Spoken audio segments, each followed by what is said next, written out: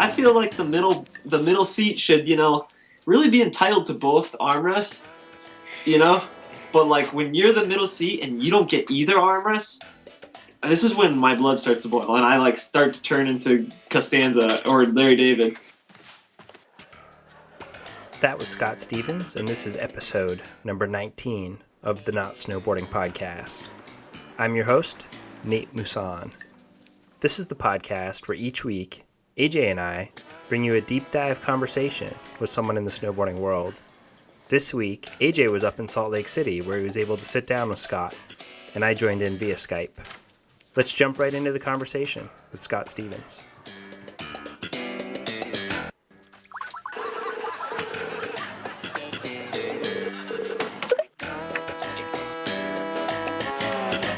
Nice. What's up, guys? How's it going? It's going well. They had these fucking awesome, remixes, and they make, trailers. They chop up, whole seasons of Seinfeld and make them into, dramatic trailers. Like, there's one for the Summer of George, and it's epic. You're, at the edge of your seat, I want to go see this movie, and it's just all chopped up from different pieces of Seinfeld over the years and edited in a very dramatic fashion. I like the sound of that. Yeah. Have you been doing that for the past couple hours? Just about the past half hour, yeah. I was just looking for Seinfeld music, and I started to see you know how it is, like a rabbit hole. You start for one thing on YouTube, and you end up on some crazy porn site, and 10 minutes later. Wait, what? How does that happen? I don't know, but Elaine looked good. Oh wait, are you talking about the Seinfeld porn? Because I think my friend just showed me that recently. Not the actual thing, but the box cover. Is that what we're talking about? No, I didn't know there was such a thing. I was just joking, but that would be awesome to see. Rule 34 of the internet says if it exists, there's a porn version of it. So, of course, there's a Seinfeld porn version. It took them a long time to get to it, though, because I think it just came out. I'm pretty sure I watched that before. Oh, you have? Yeah, I'm pretty sure. Maybe it's not as new as I thought, I think. That's awesome. So, were you on the snow today? Yeah, we both were, yeah. You guys were both up at Brighton? No. I was at Park City. Yeah, Park City. And Scott was at Brighton. But I did see Scott yesterday at Brighton. Hiking. And he was hiking for an Insta edit that I saw, because that's when I realized it was Scott. Because I'm I'm pretty sure that's Scott Stevens.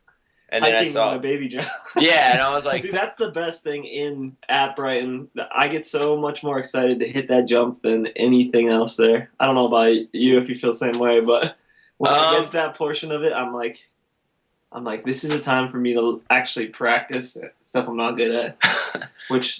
And then I'll just see somebody I know, and then I'll stick to what I'm good at because I don't want to fall in front of them. But that could be it. You say it's a baby jump. What is it roughly from the takeoff to the landing? I would say a 15-foot table if we're going to be generous. Okay.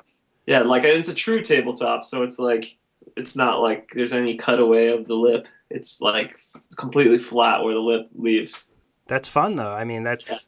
Yeah. I mean, I'm been snowboarding for quite a while now, so I think I'm going on 20 years, and I enjoy that shit. I think I'm almost moving away more from shit that I don't enjoy, even though it's it might send me in a direction that's not progressing, but maybe we can talk about that later. No, we can. Well, yeah, I mean, carving's really popular now, so I've seen a lot of people really get into crazy carves and I don't know, get kind of wild, low impact snowboarding. Yeah, no, I have noticed that is definitely going up right now, which is not a bad thing at all. I guess we've all probably been snowboarding for a while.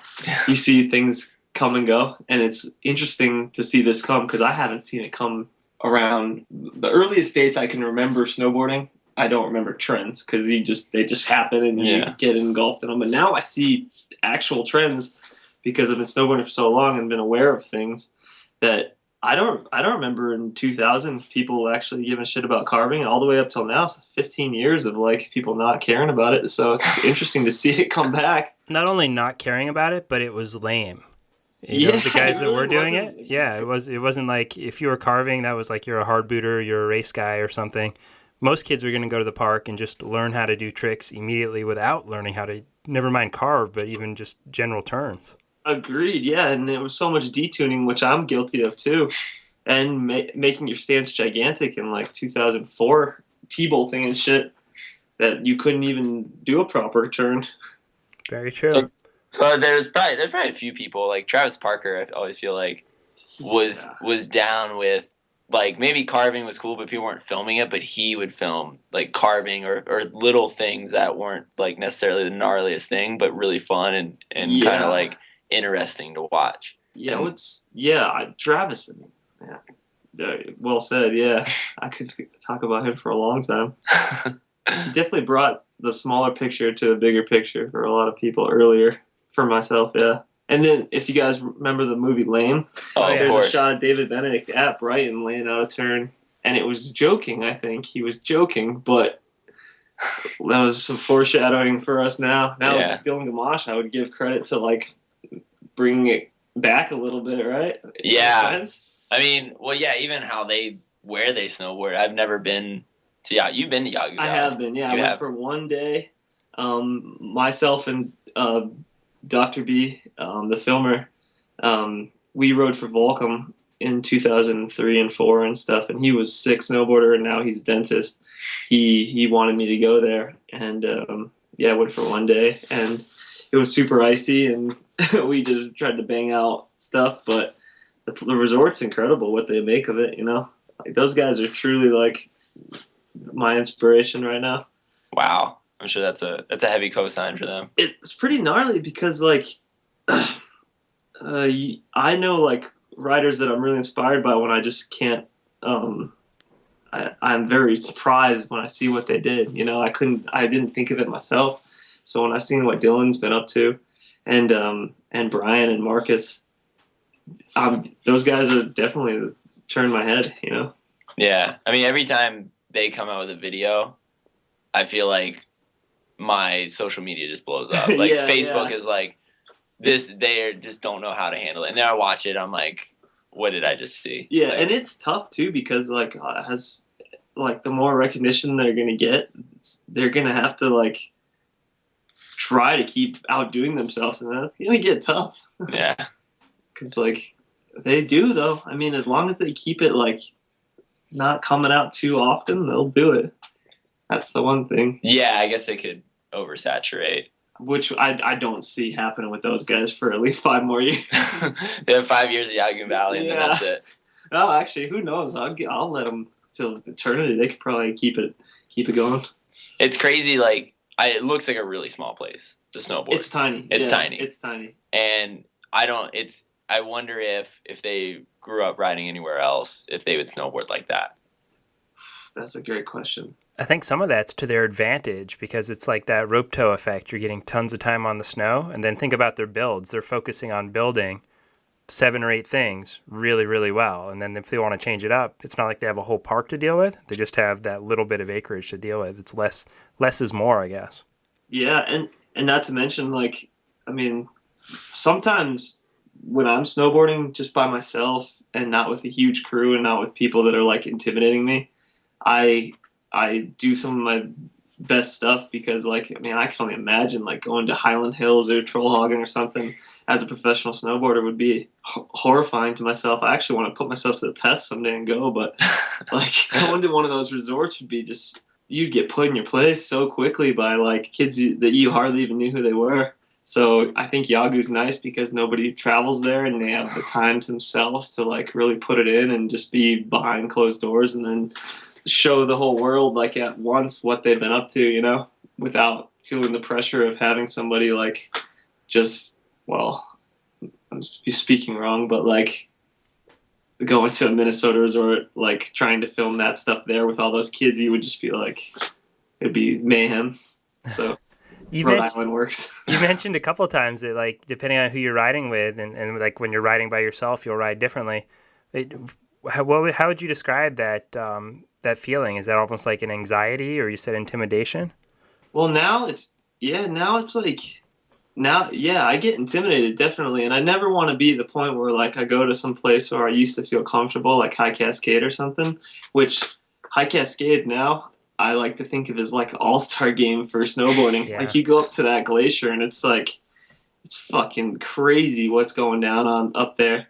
So I would never want that place to become a place where I was shy to snowboard in front of the people up there, because I've been going there for so long, if that makes sense. Like, I remember working there for so long and, like, feeling like when other people came that hadn't been snowboarding all summer, I was like, fuck, I've been ripping all year. I felt like I had the upper hand, and now I go there and I'm on the outside of the spectrum, being with all the people that are up there all summer, and I'm like scared to fucking fall in front of people. There's actually him wandering a little bit, but this is Blue Montgomery, who owns Capita. He told me something, and I guess I'll kind of quote him right now, but he said when he was a pro snowboarder that he knew his career was over when he didn't want to fall in front of people. And I try to think about that because, yeah, he quit professional snowboarding when that started to bug him, Yeah, that's a tough thing to have in the back of your head all the time. It's almost like it's almost like just being concerned about saying last run or something, almost like a superstition. Yeah. You can get mind fucked. Yeah, I get mind fucked a little bit, just how talented everybody is these days. And also the fact that my brand of snowboarding is like pretty not my brand. I learned from people that I watched in videos like Travis Parker, Kyle Clancy. Those were huge influences to me. And then I put with Gus Engel and Johnny Miller and Jesse Burner and Nick Visconti and people like that, we put our little twist on it. And there's people I'm not naming, but because I'm forgetting, and now that there's a lot of other kids that have, I don't want to say taken but like that brand of snowboarding, and like they're taking it different places. So it's natural. It's snowboarding.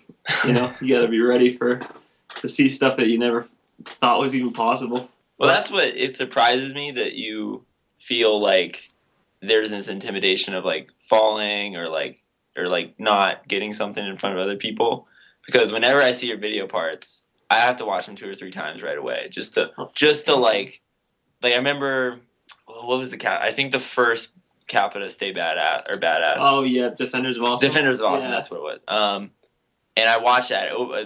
The video, it started off like really quickly, and I watched it and I was like, wait, I had to stop the video, start it over to make sure I knew what I was getting into. That's very awesome to hear. Yeah. I definitely I'll run with that. At that moment in time in snowboarding for me, a lot of the stuff, I was with this dude, Matt Roberge, who was doing the Rendered Useless video. Rubes. And I felt like very comfortable with Rubes, and like filming with him was like, we would just go one-on-one. Like he did a lot of one-on-one with me, and like I was able to use new ideas, and like there were probably more fresh ideas in that video at the time. And then now I've kind of been working with that same material, and nothing insanely new has happened in my perspective. Like, not to like be too negative on it, but like that video, I felt like I brought new stuff. And then the videos after that they're new, but they're little tweaks. So I'm just waiting for like a feeling like that to happen again. Yeah. But with doing like all that new stuff, there's got to be a lot of MBDs, and like you have to struggle at some point, right? Or is there like, just to do some of these things and conceptualize some of it, there has to be some kind of struggle, or like, are you getting these like first try? No, there is a little weird thing going on with it, because I know I see riders like Aki Helgeson and Jaeger, and this year has been Cole Naven. Like I've been holy shit, like there's stuff that I write down in my notepad that like might not even have time to do, and I'll watch an edit and I'll be like, holy fuck, like that just happened. And I was like, well, I might have to check that one off now because I didn't get to it in time, but somebody else did, and like he coughed and slid a rail. I had that in my notes to do on this wood rail at Mount Snow, and then I'm watching this edit and I see this picture perfect coffin slide down a round bar in Loon Park, and I was like, that was fucking incredible. Although like there's a part of it that's like kind of saddening, because you think that you're like up on like what's next, and you want to be that person to bring it, but you also can't be mad because there's hundreds of snowboarders trying to think of what's next and where to take it to. So stuff like that. So I'm really excited to see that video because also that I'm saying somebody does a trick first, they opened it up and you can take it to a different level. I mean, having the initial like move is the best feeling though. If you think you are the first person to do a trick, it's nice. But then sometimes, I was on a trip with Capita and there's a rep that rides for Capita and there was a trick that I thought I did first and he goes, "Hey, look at this. This is from yada yada date." And it was before when the video part I had it and he goes, "Yeah, I did this before you." I was like, "Oh shit." I was like, "Well, I had no clue, but giving you credit now." Wow. That's a little hole I'm in. Or not hole, but like those are some behind the scenes of like trying to think of skateboard tricks and random ways to ride your snowboard. So you watch a ton of snowboarding, right? You're kind of a self-proclaimed snowboarding nerd. Yeah, I actually have a little secret to tell you about that, but yes. What's the secret? I like, because I watch a lot and we have like a little blog and we like reblog videos that I like and Granier does it too. I had to stop watching certain sites just because it would throw me into a weird mood, just message boards. I'm pretty sensitive, so like if I see something about myself or something about a friend of mine that doesn't sit well, I like don't just like brush it off. It like sits there for a little bit and like it can be positive, but not often. Usually it just makes me like it makes me kind of sad. So I stopped going on certain sites just for the time being, just because I watch so much snowboarding that like I just needed a break from it. So like reading the comments would like bum you out. Yeah, and just how much stuff came out. I don't know. It was like I almost needed a break, And I watched so much skateboarding. So you put skateboarding and snowboarding together, we're talking about hours and hours a day. That I'm watching like content that sometimes is just like overwhelming. So like my brain is full of so much of that I like need to actually fill it with some other stuff. Well, so how did you feel about the reception? Like No Country for or Bad Country for No Country for Bad Burke. Oh well, how'd you? Because Gary Rogers was. Yeah, that was. He could have made her. He could have sent me in two different directions. Yeah, and he could have hooked it up in a little weird way. Yeah, I think for a lot of skaters, not all skaters, but I see a lot of skateboarders don't like snowboarding or don't like the idea of snowboarding. And we embrace it. We know it's good. So, yeah. So for him to be like, maybe he was one of those like. and just you kind of blew him away, and he was like, "Oh, I don't know how to feel about it." And even like when that video came out on Slap Forum, like there's a lot of good reception. There's like they'll go in on snowboarders from time to time, but like people were hyped. Yeah, people were really stoked. Honestly, you want to know what that was for me? That was like a career highlight. Even though I'm not a sponsored skater or anything, that was a snowboarding career highlight. Seeing that, I'll remember that for a long time. Just was incredible. That was a historic moment for all of snowboarders that skate, I think. I mean, it's had like, dude, this is the one problem is this that like, I wish I had endless possibilities. It's like not even achievable. And then like, some people, even friends of mine like will poke fun at it that it's just like a no comply part. And I'm like, like you're kind of right. But it's just like, let me have this. Just call it skateboarding, But like it is majorative, no complies, and like I've been on that tip for a long, long time. The shop I ride for on the East Coast called Theory Skate Shop. A friend of mine who owns it, he taught me a lot of no complies, and I like got really into like Ray Barbie, Mike Vallely, Nodis, and I've been in it for a long time. Seeing it come a little mainstream these days is like, I don't know. It's never. You always want to feel unique, so when something gets popular. It's like, it's just how like right now one-footed snowboarding is like definitely like feels like we've raped this pretty hard recently. But if you just love something, you're gonna keep at it. So maybe before you went on this kind of this video diet, what were the websites that you'd go to pretty much every day? Oh man, I mean, I was first and foremost. I would visit Yobi like first part of my day. Wow. For sure, and then Transworld's had ups and downs, but I still visit Transworld. And then snowboarders come a long, long, long way these past few years, and pretty dialed, and then I think I'd find my way over to Snowboard Mag too. Not as much, but Videograss. It just it wasn't healthy for me when I'd see something that made me sad. You know, I'll catch myself talking shit sometimes, and I'm like, stop it. I'm like, you're too old for this. I'm like, I can be happy you get paid to snowboard. You know. The thing I think about whenever I see those negative comments, and it's something that I hear Joe Rogan say all the time too, is that we haven't evolved as people to communicate this way. You know, that's not something you would say if you were face-to-face to somebody or on the phone with somebody, but you can hide behind a username and say whatever you want, talk all the shit you want. You're fully protected, and on the other end, it's ruining your day.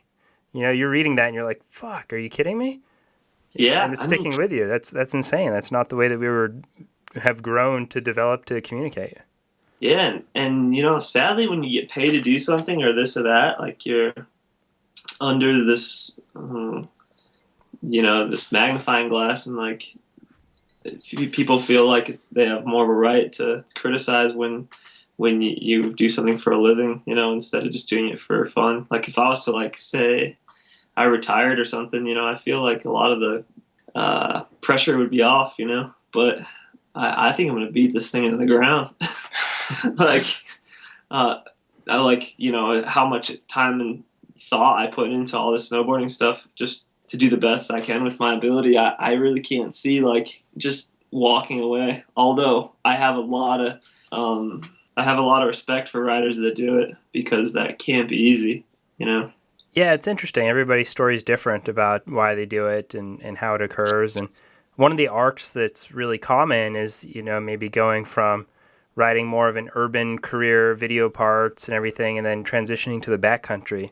And I actually threw up a little question on Facebook saying that we'll be chatting with you. And that was one of the questions that I was suggested to ask is, do you see your career moving in that direction, or do you see you continuing to dig deeper into the technical snowboarding that you do now?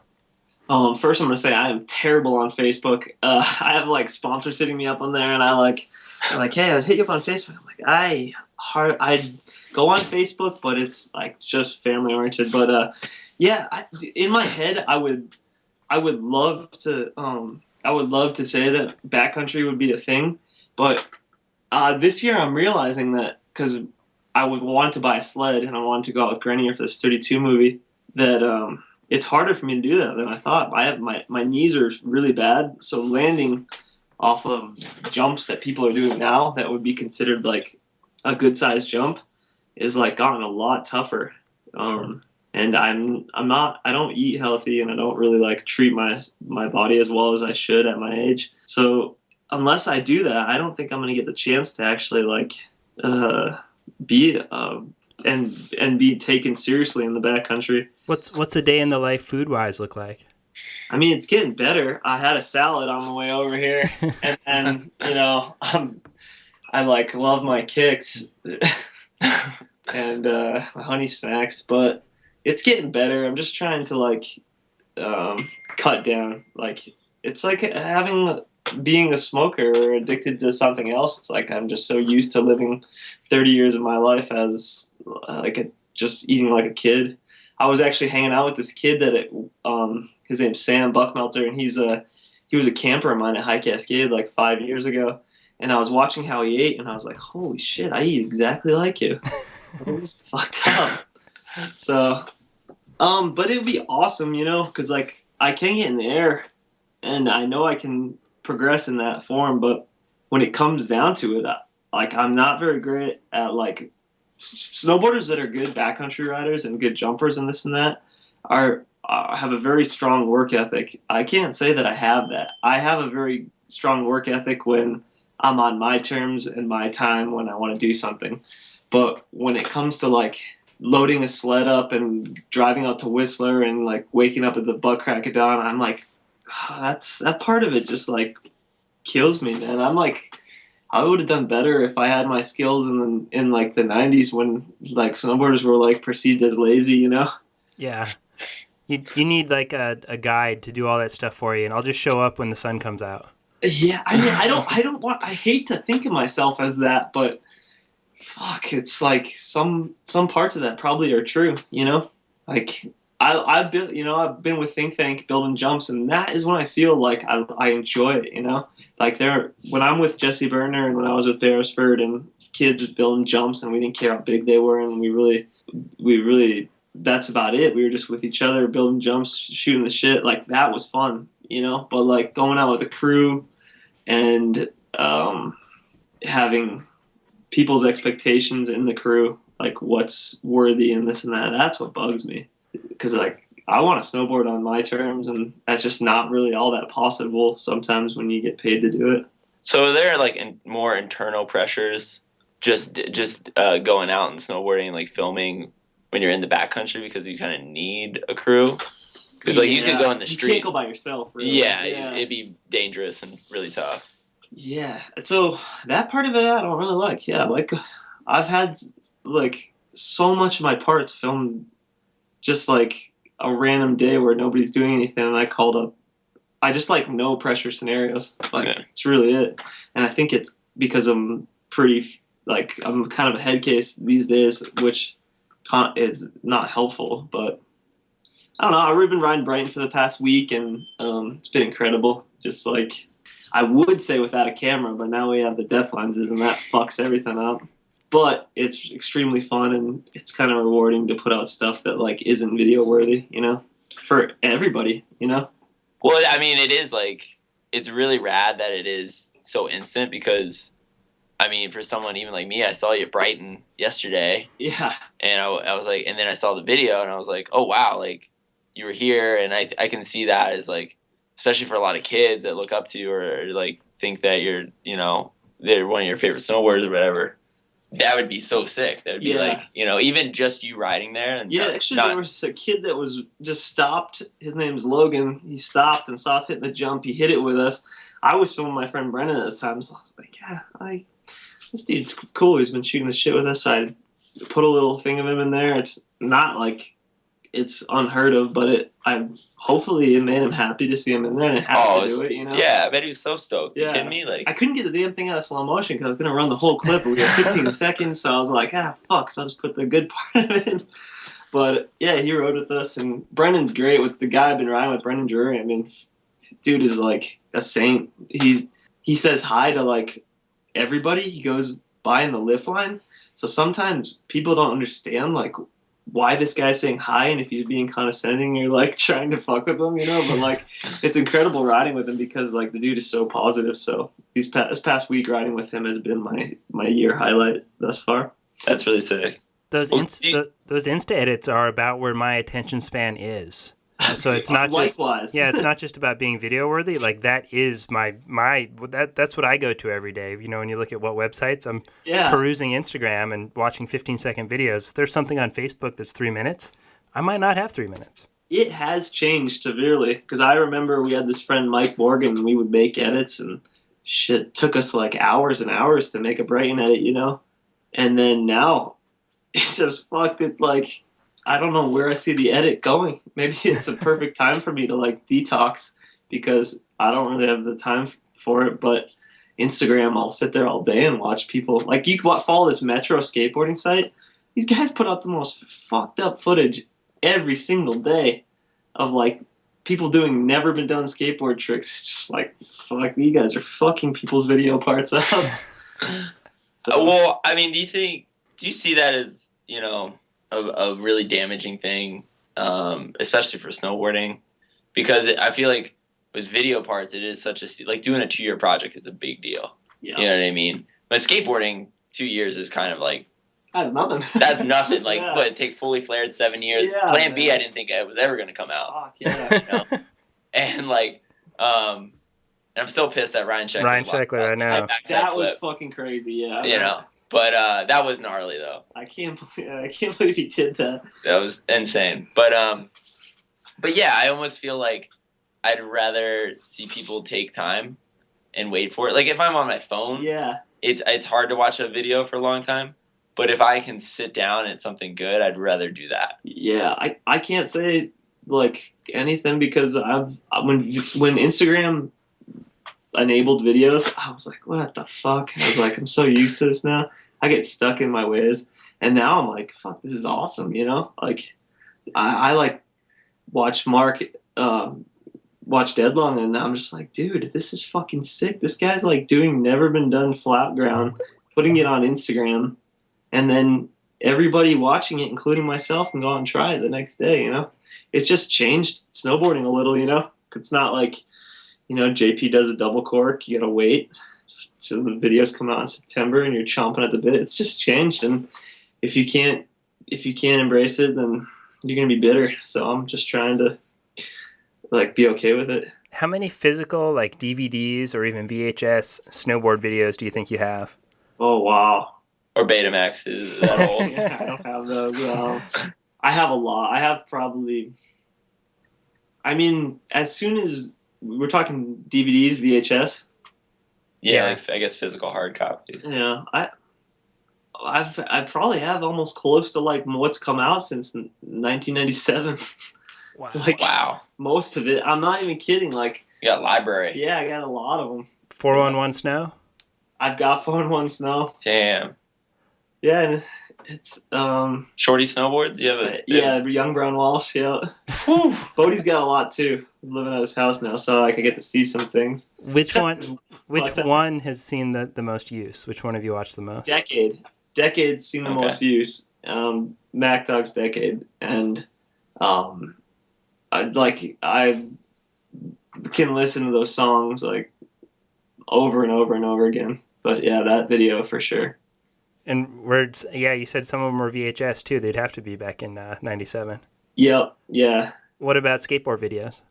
I'd say that would be VHS or everything. How many do you think you have? I was kind of grouping those all together, but okay.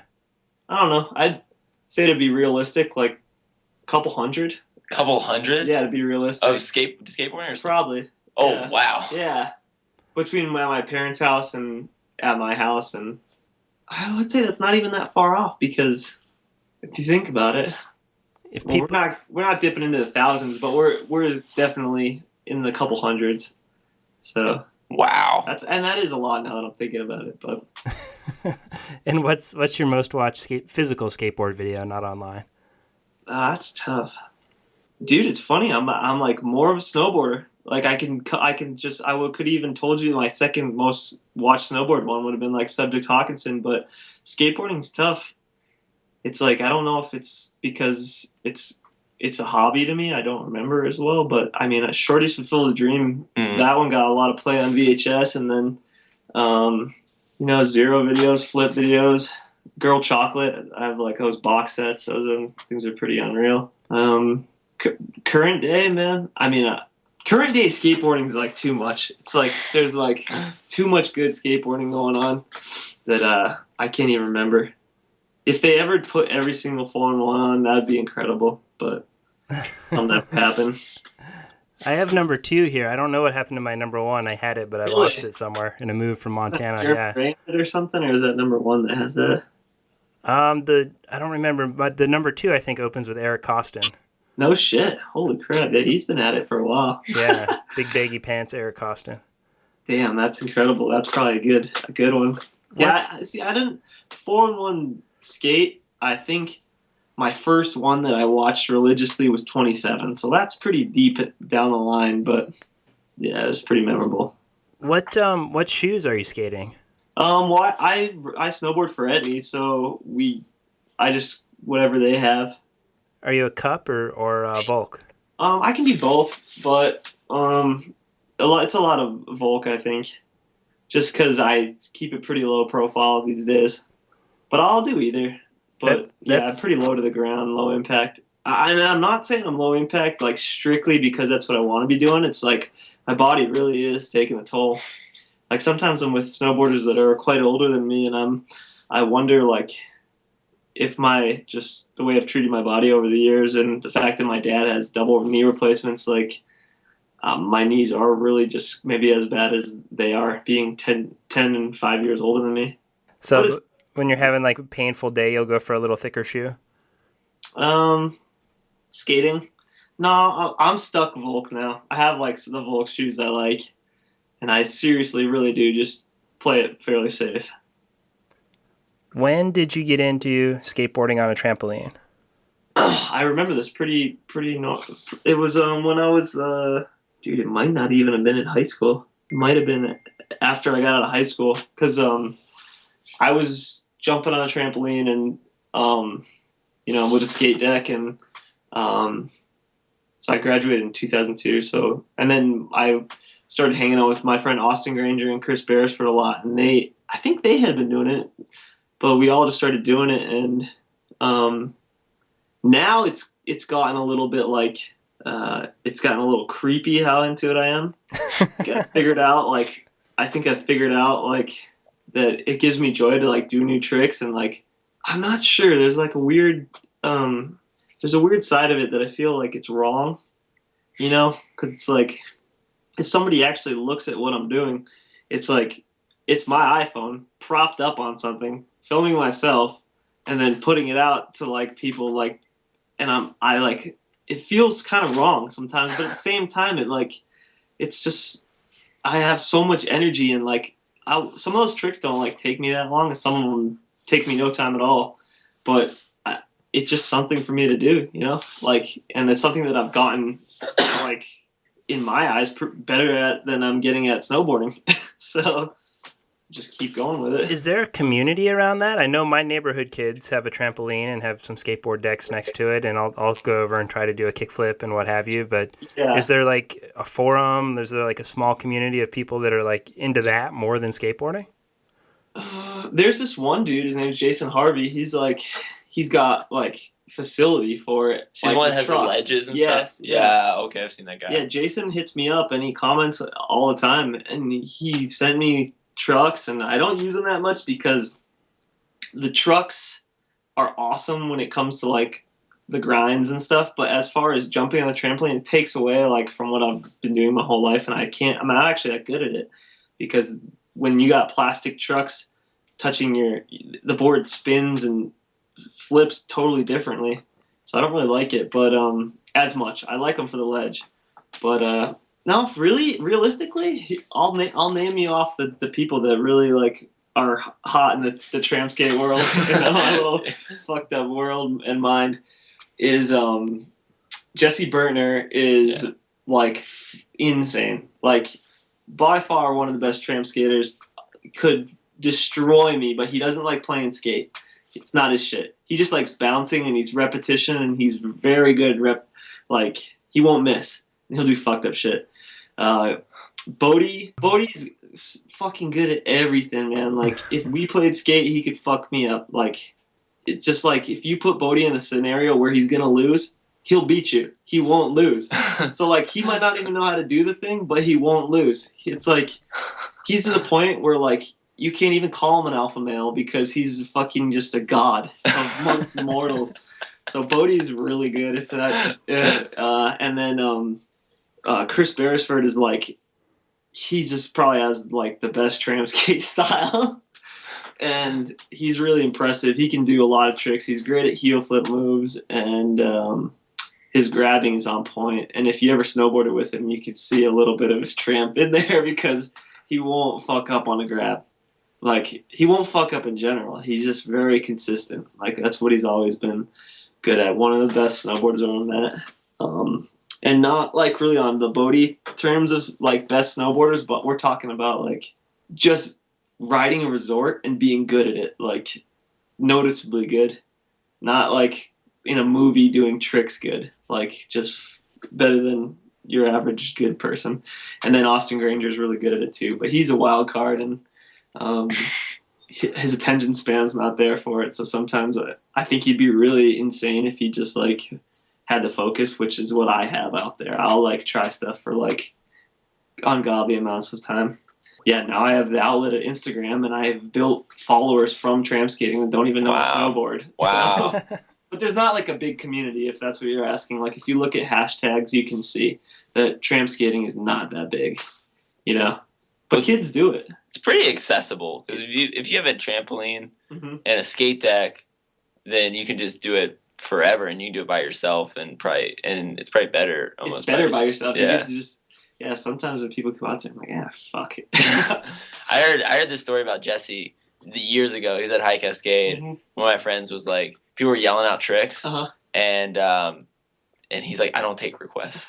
And then someone he's like, all right, I'll take one. And someone said switch laser, and he put like hands on his hips, looked him dead in the eye. Switch laser. That's nothing. Like for him, yeah. mellow. Yeah. Even Johnny Miller too, because Johnny Miller's good. Yeah, I once got my first job at High Cascade was the trampoline guy. Okay. So that's like where I spent a lot of time in 2004 or something too. I was a trampoline monitor. So, and then I would see Jesse and Johnny when we play all the time. And Johnny's really good. Johnny's a heel flipper too. He's like heel flip, double flip, like triple flip. He's crazy. Got that ninja kick. He actually does. Johnny's got like some crazy extension. He's good, man. I was at Bear and he was telling me he's gonna get a trampoline. So sick. When he's like not playing World of Warcraft or. Oh yeah, what's his new shit? He's like trying to find. He goes out mining for gems and shit. Like Minecraft. No, like he actually like goes out like. Oh, like IRL in real life. Yeah. Yeah, like he's trying to find like rubies and diamonds and shit. Like, dude, he's a unique character, and like just the fact that he does that, like something that I can't relate to, but he makes like all types of jewelry with it. I was just talking to him, and then I was snowboarding with him too, and he was probably snowboarding better than I've ever seen him snowboard. And he's telling me how he's got like this pressure lifted off him, and he was front blown through kink rails to regular, and I was like, dude, oof. You're ripping, dude. You know, it's all these guys go through phases, you know? Yeah. Like, I haven't seen a Johnny Miller part in quite a while, but watching him ride Bear, I was like, dude, if you just applied yourself, you know? Yeah. I mean, I remember the part when he was still wearing like the rainbow clothes. Oh, I love that and shit. And like it ended with him doing like the saran wrap with his board and then running down the thing. That to me, that was like, this is so sick that you can do this on a snowboard and have as much fun and it's like right there. Thanks, Brian. And I told him when I was in Bear just like a week ago, I go, dude, you should just fucking throw a curveball, film a Sunday in the park with all your rainbow shit, like your gear. I was like, people that knew would fucking trip. But I'd be hyped. Forget how old I am, and that like a lot of the younger kids really there's so many videos they can't even research back to 2007. Like quite like you know, I just forget like the age. Yeah. What do you think that? I mean, is that a big problem in snowboarding? Is like we don't do enough to educate about history the same way maybe like. Dude, I don't know. I've thought about this for a long time. Have you? Yeah, I think it's just that snowboarding's like fairly easy to duplicate and replicate what people do. Like it's not like skateboarding where like. You're just fucking, you have to have such finesse to do certain tricks. Snowboarding's like you get out there and if you have energy and you know how to work a board, you can mimic most of what gets done. Mm. And I think style portion of it isn't quite there either. So like kids will do tricks and they'll be like, did your trick? And you're just like, fuck, you kind of did. Or I don't know if that made any sense, but I feel like it's cool how Jamie Lynn, like they Snowboard Mag put out that thing about him, and like you just go back fucking 20 years and 20 plus years, and you really can see his style, just how fucking ahead of the game he was, along with Terrier and Peter. Like those dudes were just like, they looked like fucking, you could just take them in a time machine and bring them to now, and except, you know, and I watched the Aaron Style or whatever. Mm-hmm. Shit's pretty fucked up. Like I can't really even imagine like holding on to my grab doing what they're doing. But then again, it is 2015, so that is probably what snowboarding should look like now, right? Yeah, I mean that's even another debate or conversation of like, is this too much? Is this like, I don't know if you can cap things like that. Yeah. I mean, sometimes it's.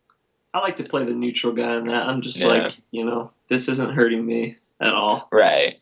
Snowboarding's big enough for everyone. And what are you going to do? Like tell people to stop? Dude, I got fucking voted Reader's Choice this year. And shit like that's going on, I've got nothing to complain about in that department. Like, I don't know how true these voting things are, but fuck it, like, I'll take that one and run. Like, I mean, I was up against some fucking gnarly dudes. I wasn't there personally because I was filming somewhere, but that was pretty cool. So, well, I would say I remember going to a Videographs premiere, and I can't remember. It wasn't May Day. It was the one year before. Oh, the last ones.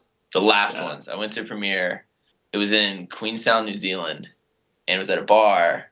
And I was stoked. I was like, I went to Queenstown this past year. Yeah, you did for High Cascade. Capita, yeah, and High Cascade. Yeah, and you hung out with like Nick Hine, and Francis Dillon McGuire. Yeah. I actually think I remember you were.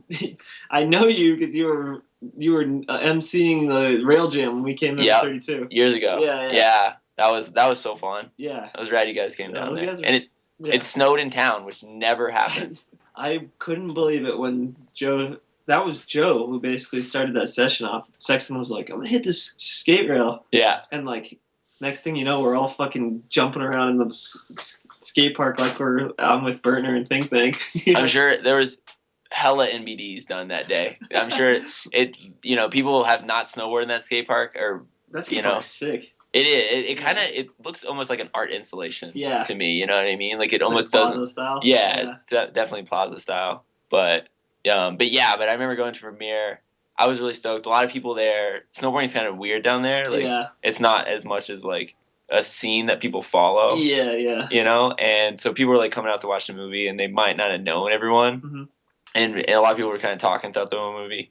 Your part came on. People were freaking out. That's insane. People were like, the only really reactions during the whole movie were your part, and people were like, what the could not believe it. Dude, it was awesome. I want to say like I have a theory maybe on that. It's just that have followed and have all these videos and have seen what has and hasn't been done, and then different little ways to take it. And I'm not saying that I'm going to be able to keep going that direction, but I think that has helped.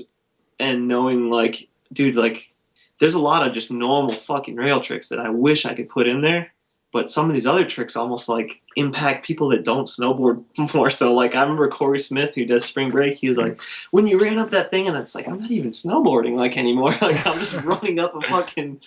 I don't even know what the fuck it was. It was basically looked like a ladder and jumping on my board. But I guess it's a little bit trying to find a little balance in between like being like slightly parkour-ish with, you know what I mean? But fuck like. I'm pretty sure if I saw somebody else do it, I'd fucking love it, because I equate snowboarding to if you have your boots on and your fucking board is somewhere near you.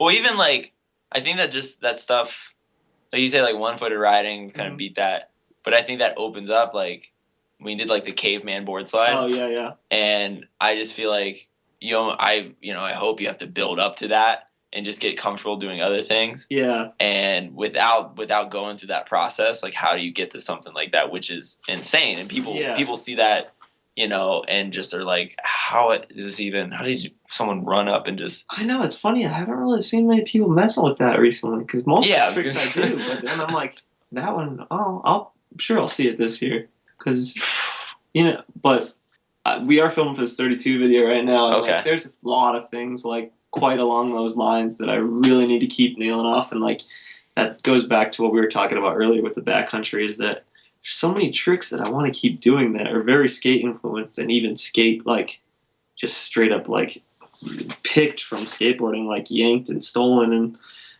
I still want to keep doing those things, and then when I feel like I run out of that, then I think if my body's still working good, I would like to hit some kickers if I can be like helpful, or feel like I'm like looking like I know what I'm doing. If I start seeing like these Christy Pryor and Marie Francois parts where like they're jumping twice as good as I ever will, maybe you won't see me in the backcountry. that's like a props to those girls because like they're fucking sick. And I like, as much as it makes me nervous, it's their life too. They're fucking trying to make it big. They might be the fucking best women snowboarders of all time. So if the best women snowboarders snowboard better than me off jumps, fuck it. I mean, I don't know. I kind of run into that sometimes. I see girls sometimes. There's certain tricks the girls can do, and I'm not super comfortable with all the time. Like, and I'm like, I don't know, what am I gonna do? Like, Yeah. stop snowboarding or like? Well, I see some of these too hard chicks hitting rails that I really don't want to hit. I would be like, I don't think I would actually want to hit that unless I was like trying to make a name for myself. But, yeah, I don't know. I think that's just an example of them bridging the gap. yeah. You know what I mean? And I think that's rad. And I don't look Agreed. at, like, there's some girls that are just, I don't like, though they're a good girl snowboarder, they're just a good snowboarder. Like, Yeah. Jess Camara, to me, is a good snowboarder. She's and not a great video snowboarder too. Yeah, She knows how to formulate a video part, which a lot of girls don't. Hopefully I'll get to ride with her, because I hear she's going out to the East Coast when I am too. Oh, sick. Yeah. So we have a couple more Facebook questions from listeners. Daniel Cochran, who's over in your neck of the woods, he runs the blog burritosandsnow.com. Oh, yeah. He wanted to hear about, or thought that we should ask about, a time that you almost decapitated Joel Frazier. But yeah, this was like a typical, like, me and Joel, because Joel is like an amazing dude if you're like me, who wants to shoot like stuff that is, sorry to say, but like not exactly photogenic. Joel will do anything. He's such a good sport about it, especially my riding. So he just nestles in there close with the fisheye, and like we hope for the best. And I think it's this time.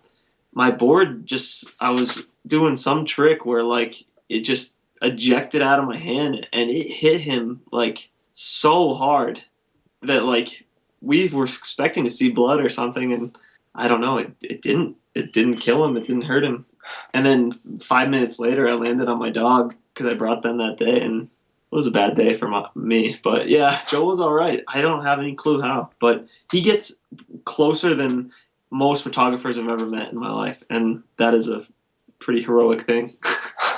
So speaking about your dog, one of Daniel's other questions was about Instagram dog hashtags. Oh, yeah.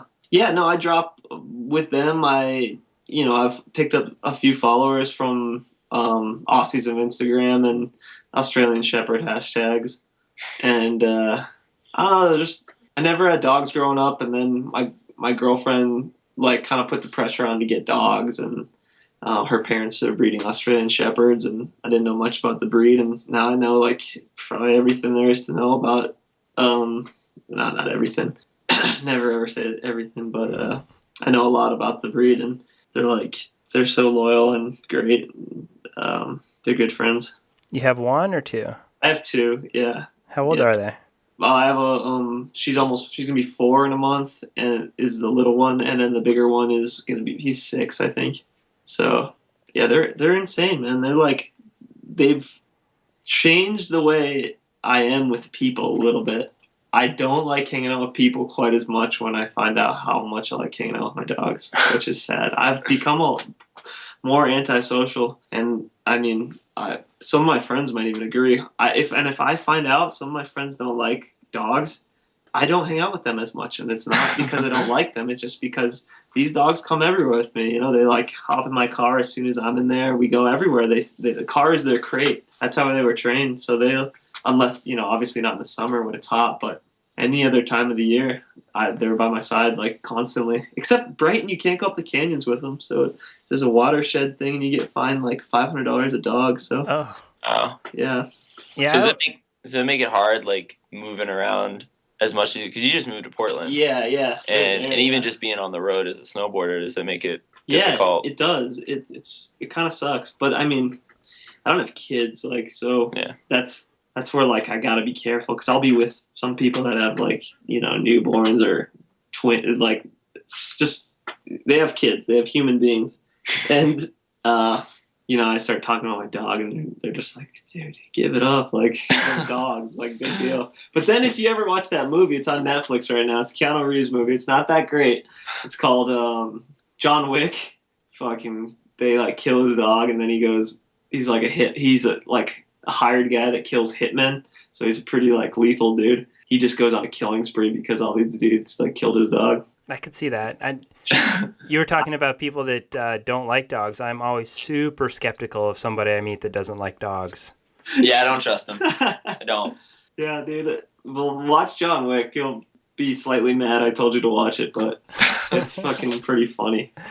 like Man on Fire or whatever, and he just goes He's on a rampage. possessed. Yeah, he's possessed. Sick. But it is this like little beagle. It's like a beagle puppy, and they just kill it and they leave it like right in front of them, and it's all dead. And you're just like, oh, what the yeah. They must pay. Yeah, so they paid.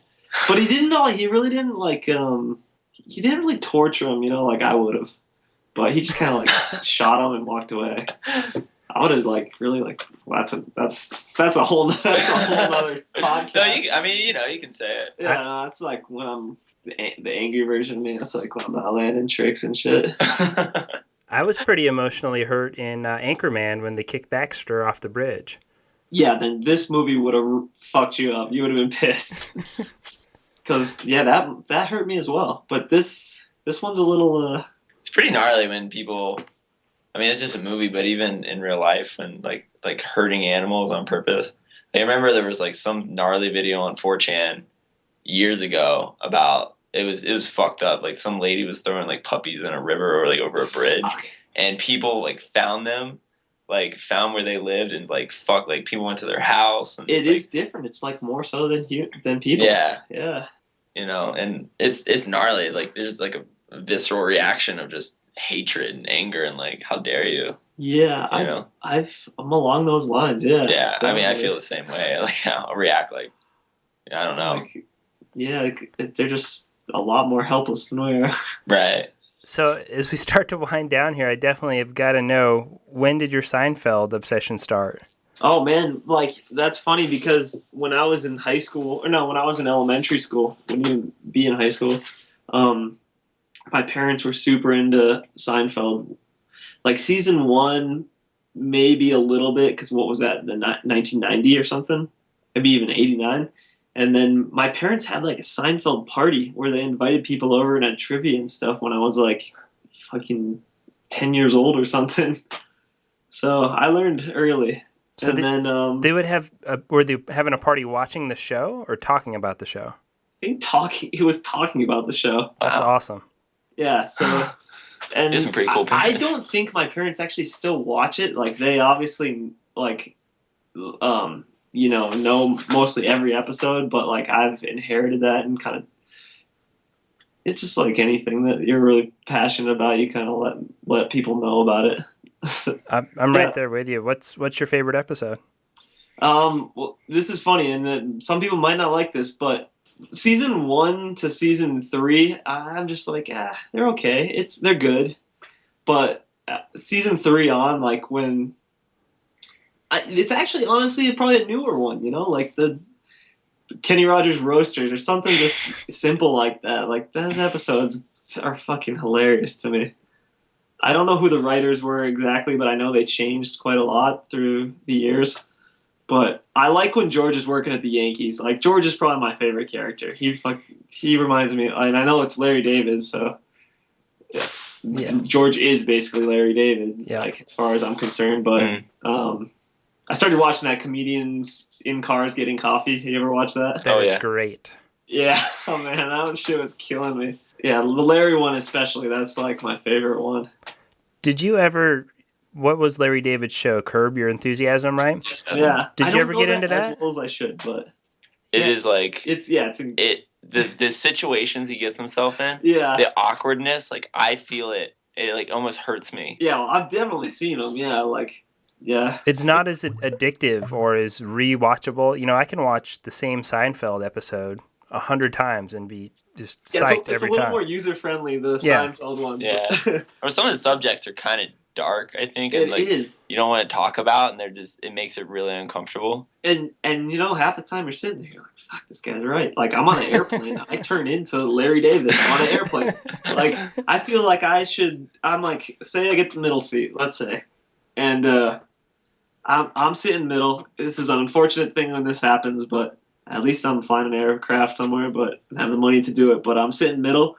I feel like the middle seat should, really be entitled to both armrests, But when you're the middle seat and you don't get either armrest, this is when my blood starts to boil and I start to turn into Costanza or Larry David, and I start basically playing this mental game with my seatmates where I'm like kind of nudging them and getting this way, and I'm like, God, I'm an awful fucking person. So yeah, airplanes, man. So funny. Jim Jeffries has a really good, really graphic stand-up bit about getting the middle seat and how he had a big explosion over the armrest real estate with Really? a large person next to him, and then it gets pretty offensive. I think the steward or stewardess was gay or something, so then he made a comment along the lines of fag or something like that, and then he had to pretend like he was gay so he could say that without getting a bunch of trouble thrown his way. It's pretty funny bit. Check that out. I heard this comedian. I forget what comedian it was, but he was talking about being in the middle seat, and there'd be an advantage to having a middle seat because I guess there was some turbulence or something, and there was like a daughter and a father sitting, like he was like in the middle, and they were like on the side. Wow. And it's yeah, old on the father's side. Yeah, right. I don't know, but like they held hands like across him and like were praying or whatever. Oh wow. And he was like, man, like what I should have done was either put my hand on it and be like, dear Dark Lord Satan, start going into that or whatever, yeah. or I could have just lifted my lap up like this until my lap or my crotch was touching both their hands and see like how they react to that. So I could see some advantages to middle seat.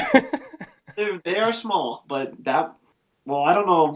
That'd be fun to me. Yeah, it'd be fun. Yeah. So you moved to Portland. Did you do that to become a Burnside local so you could skate there all the time? Yeah, or? right, man. Those guys would fucking boo me out of there. I just moved there because my girlfriend's from Hillsboro, which is near there, and her dad got sick, and she moved back to be near her family, and she did a traveling nursing assignment, and we're like, as far as I'm concerned, like I'm close to making moves, so I need to be a little bit like lenient. Or she moved here for me, and I was like, I can make this work, but it made me appreciate Salt Lake a lot more moving there. Honestly, like I was like, damn, we got it good in Salt Lake. Portland, Salt Lake, we don't know what traffic is, Right. Portland, you're just like, if you're a snowboarder, you gotta fucking put in work to get to the mountain. Not work that I'm not used to, because I'm from Massachusetts and we would want to go ride Vermont or New Hampshire. It's the same drive, but just at my current state, Brighton is so fucking easy to get to, Yeah. Or Park City or Snowbird or Solitude or wherever you want to go, canyons. Yeah, I mean, Salt Lake, just every time I visit here, I'm like, man, I kind of need to move here.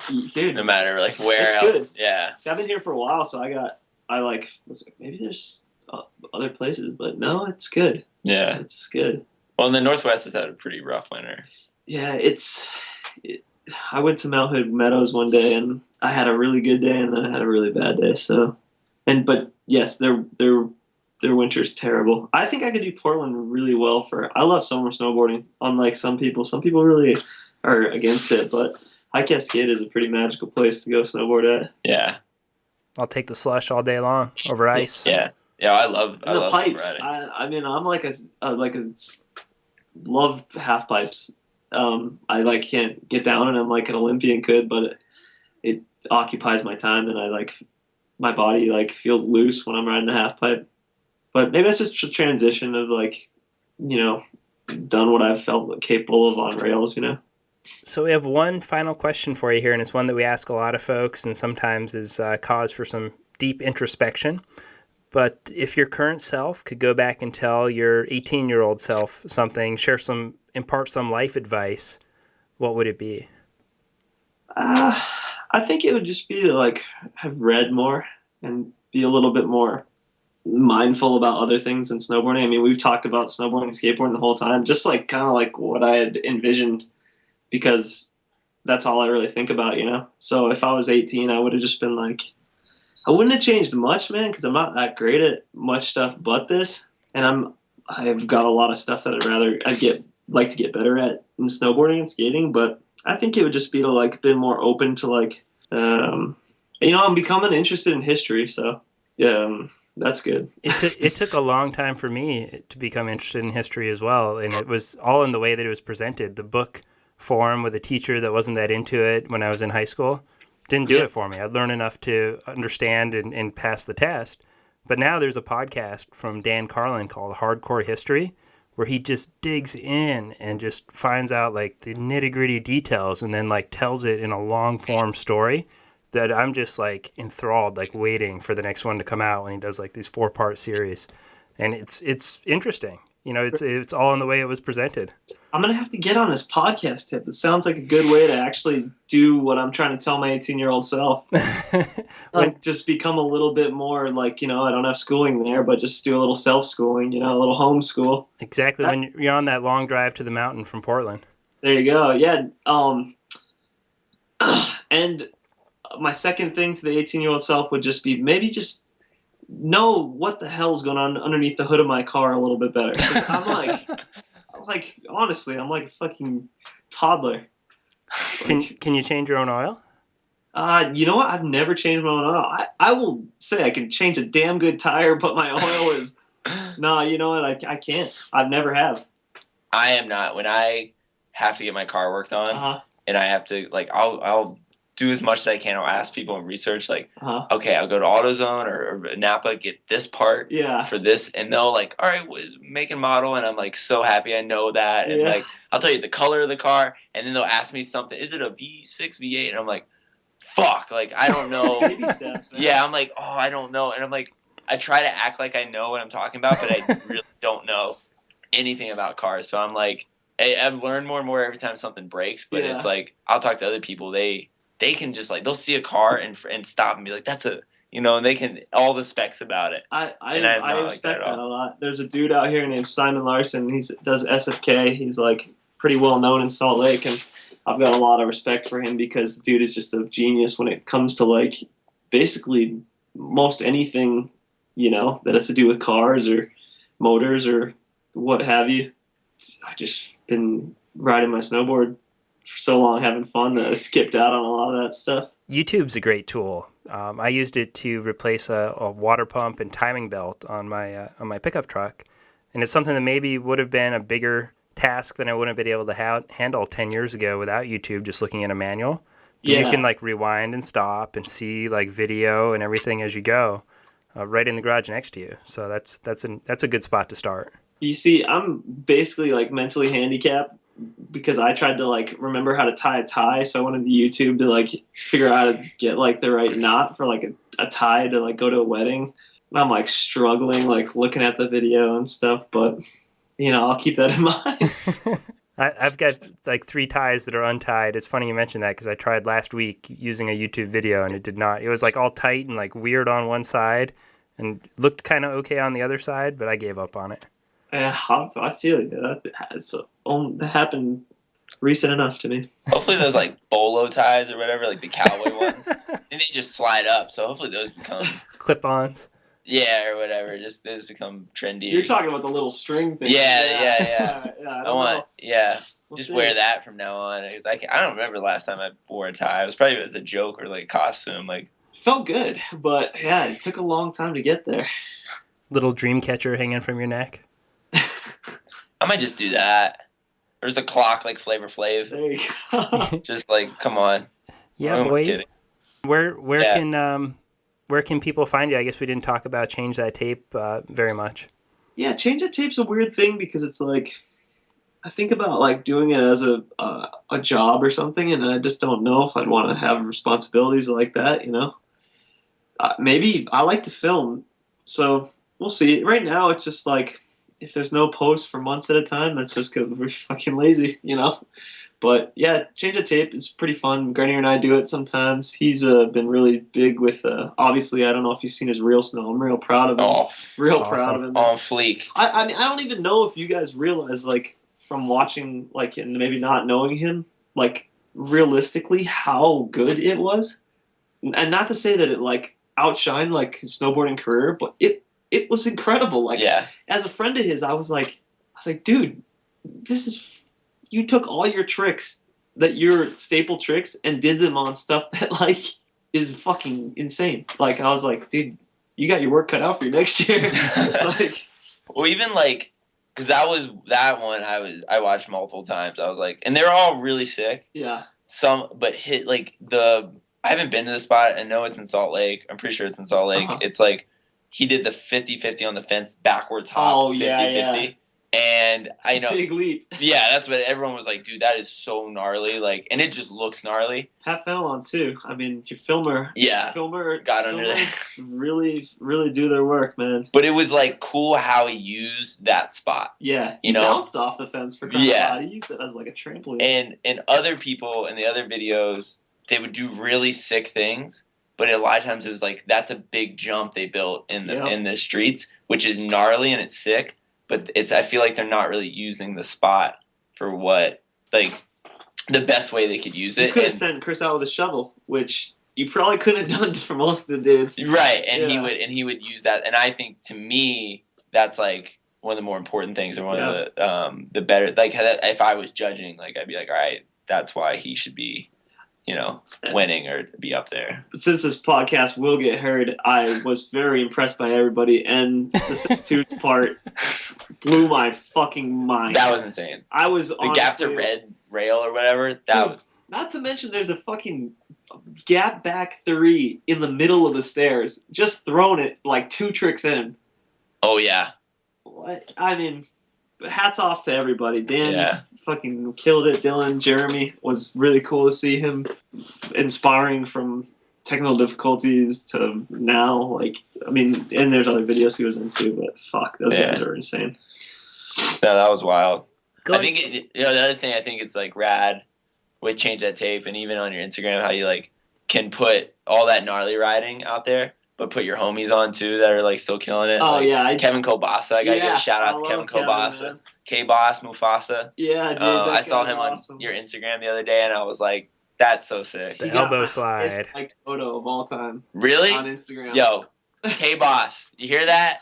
I met that dude like so long ago in 2002 in Leadville, and I watched those Seven Springs edits, and dude, I don't know what the fuck's in the water up there, but those dudes are killing it, dude. Like that fucking, they look like they're out west, the fucking whole resort. Those dudes are fucking Mount Snow too. Mount Snow and Seven Springs, dude. Those dudes are fucking unique places. Yeah, for the area. I mean, it's amazing what they've done with their park program, especially Seven Springs. Cause I kind of watched it from having a okay park to like. Oh yeah, I've seen you out there in those. Yeah. Yeah, I watch it all. So I've seen it all. There you go. But yeah, it's really cool, and I don't live there anymore. I've moved, so. But it is still sick. I love to see stuff come out of there.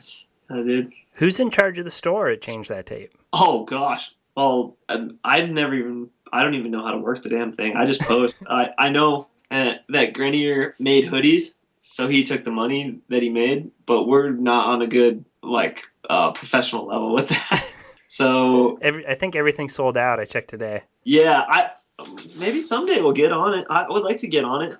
It's just that fuck, man, that's kind of cool that you actually knew about that, because it would be cool to like kind of be a little bit more proactive with it, And honestly, like it's a huge platform for like anybody, because like that's what Chris and I want to like basically do is like, if anything, we can give back to snowboarding by like I rode with a kid today at Brighton. He was with a friend of mine. I had never met him, and he goes, look at this cliff over here, and I was like, I looked down, and I was like, dude, there's fucking rocks everywhere. But like, you're with a whole bunch of people, and this kid's gonna jump this. So I was like, all right, let me just run down there and grab a photo of you from this Change That Tape. I never met him. I just tossed it up there. He's like, seemed hyped, He fucking tossed a nice indie off the thing. So that's what Change That Tape's gonna be. Just like, hopefully, maybe I could take like a little bit of a, not anytime in the next year or so, but like in the future, like a little bit of a backseat to my riding, give back for a few years, like shooting other people. Pretty certain that I could have a good knowledge of like how to film and this and that. A quick note as we wrap up here. I'd love to get the podcast up into the top 5 spots in the iTunes directory under snowboarding. That would place it above the fold, to use website analytics speak. Currently, there's a couple of very old podcasts that have not published an episode in many years, just ahead of the Not Snowboarding podcast. iTunes weighs these rankings heavily on the amount of time that a podcast has existed, the number of subscribers a podcast has, and the number of reviews. We can't go back in time and change the date that we started, but we can get more subscriptions and reviews. So if you're enjoying the podcast, please help us increase the podcast exposure by hitting subscribe in iTunes and leaving a review.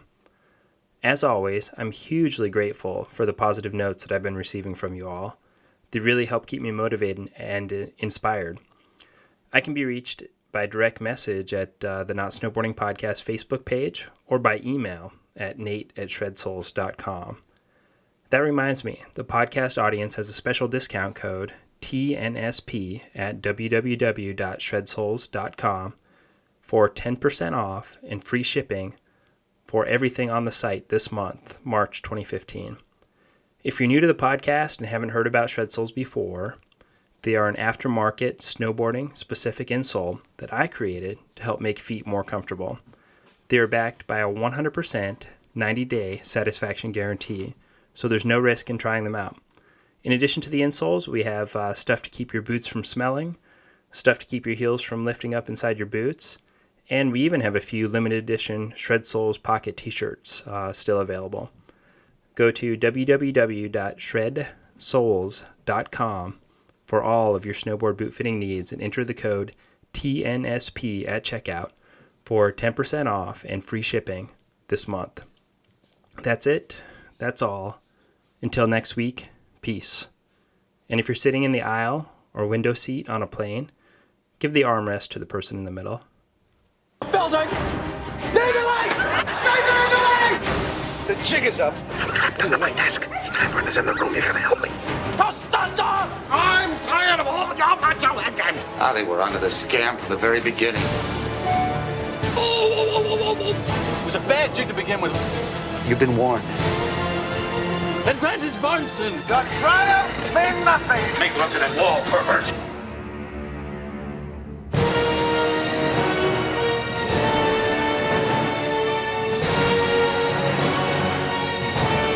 It's a perfectly legitimate business.